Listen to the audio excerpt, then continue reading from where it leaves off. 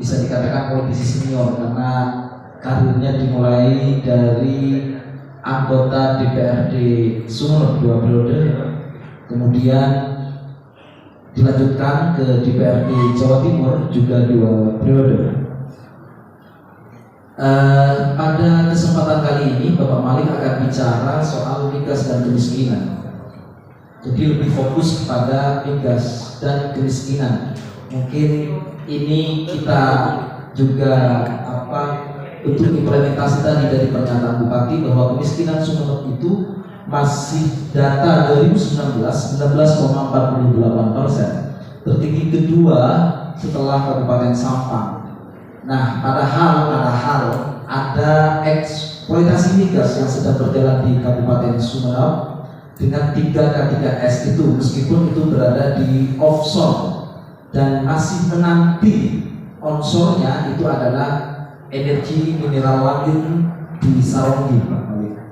Jadi ini mungkin akan dikupas tadi apa kemudian dengan kehadiran migas bisa menekan angka kemiskinan di Sumeneb seperti di Bojonegoro dulu sebelum Exxon Mobil melakukan eksploitasi, lalu setelah tahun 2000 kemiskinan itu menjadi lenyap dan dengan angka APBD pendapatan yang luar biasa sampai tembus di angka 7,5 triliun kalau nggak salah, Pak. Apakah Sumeneb juga begitu? Apakah kehadiran migas juga memberikan manfaat untuk menekan kemiskinan itu? Waktu dan tempat kami persilahkan ke Bapak Malik. Kita ngasih 10 menit lebih ke atas sedikit, Pak. Bismillahirrahmanirrahim. Sorry, Wesudami, dan Wesudami, sama Baju. Pak SKK Migas dan tim teman-teman Amos, kemudian saudara-saudaraku semua, saya diberi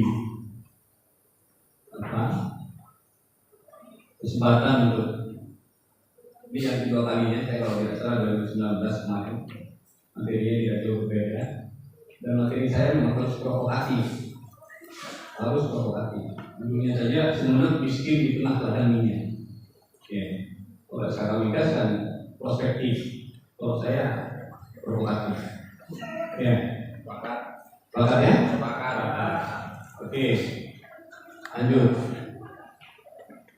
Ini data Sumeneb, saya kira semua tahu ya. Saya lebih tekankan di kepulauan. Kepulauan itu luasnya 44% dari 993 km dari 2012 daratan seluruh Kabupaten Sumeneb. Seperti itu. Terdiri dari 9 kecamatan, 126 kepulauan. Kenapa saya fokus di kepulauan? Karena saya diberi materi itu untuk yang terdampak migas. Yang paling terdampak migas itu adalah kepulauan. Kita tidak berbicara Saronggi, meskipun jalan. Lanjut. Nah ini APBD-nya. Jadi bohong kalau ada keadilan anggaran di sini. Bohong. Saya 2009 di kami ada kepala Bapeda, saya begitu di sampian pembohong. Dia nyajikan data, ini udah data yang sebenarnya. Ternyata kepulauan itu yang luasnya 46%, penduduknya juga sekitar 46%, anggarannya hanya dapat 29%. Ini belum menghitung potensi migas, baru menghitung luas anggaran penduduk. Padahal kalau keadilan anggaran itu yang harus dihitung variabelnya itu adalah salah satunya adalah potensi alam. Salah satu variabel. Nanti di belakangnya. Jadi tidak ada keadilan anggaran di sini ya, tidak ada keadilan anggaran untuk lanjut. Nah, sementara itu apa potensi kepulauan? Ya. Potensi kepulauan kita punya wisata, saya kira sudah tahu ya, wisatanya sudah luar biasa. Apa yang dilakukan pemerintah Sumeneb untuk wisata Sumeneb? Tidak ada. Apa yang dilakukan untuk pilihan, dan sebagainya? Apa dari pemerintah? Tidak ada. Omong kosong. Lanjut. Terima kasih. Nama dan dari mana ya? Nama Ahmad Farid dari Kecamatan Bulu Ulu. aktif di Gagi Jatim dan PACIK BMI Kecamatan Bulu. Sebenarnya ini maaf Pak ya, moderator ya. Terima kasih kepada dua pemateri, sudah sangat bagus. Cuman yang sangat menarik menurut saya itu adalah dari Pak Malik ya, karena materinya itu sangat provokatif sekali. Tapi menarik, kita simak dan kita kritisi bersama karena ini sifatnya konstruktif untuk kebaikan Sumeneb ke depan. Saya sepakat itu. Cuman temanya ini yang kurang menarik. Mestinya itu terkait migas yang diuntungkan siapa, terkait DPH migas yang diuntungkan siapa, itu mestinya terkait PI dan lain-lain. Tapi nggak apa-apa, ini menarik untuk kita bahas lebih mendalam lagi. Tadi yang sangat menarik, kemiskinan di Sumeneb, bahwa Sumeneb itu sudah banyak di media-media, tapi juga tadi dipaparkan oleh pemateri Bapak Malik bahwa nomor 2 se-Kabupaten Sumeneb. Entah ya, maaf,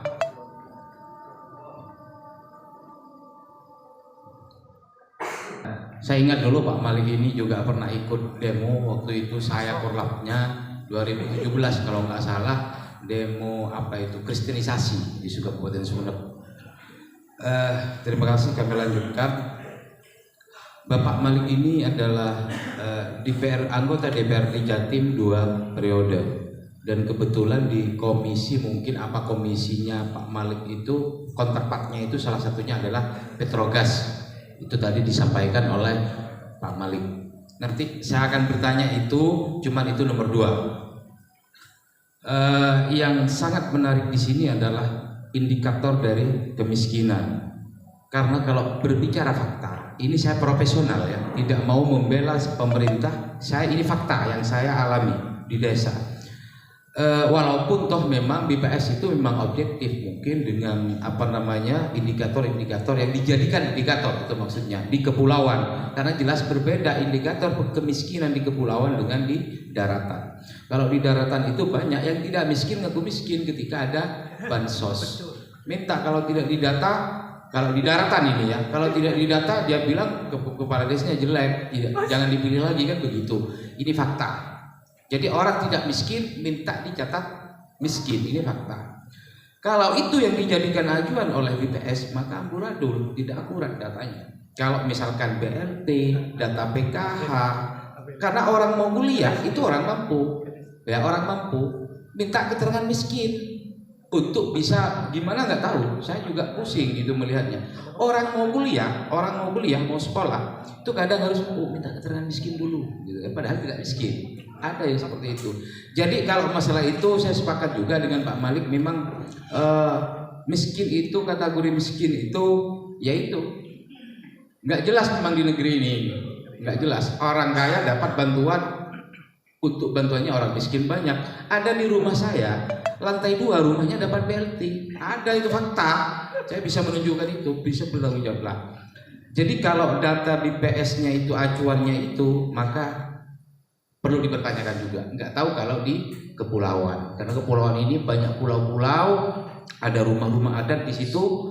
Karena salah satu indikator dari kemiskinan itu adalah gedek, gitu kan, itu masuk miskin. Itu dulu tentang kemiskinan. Kemudian yang kedua, memang DPH migas ini, DPH migas, saya punya data DPH migas, DPH, dana bagi hasilnya migas ya, yang saya maksudkan. Saya tidak mau berbicara SKK migasnya.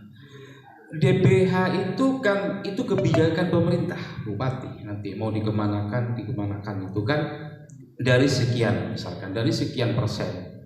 Saya punya data mulai 2018 sampai hari ini 2021. DPH migas yang pusat dan juga PI-nya sedikit, tapi kalau dikumpulkan ini banyak juga.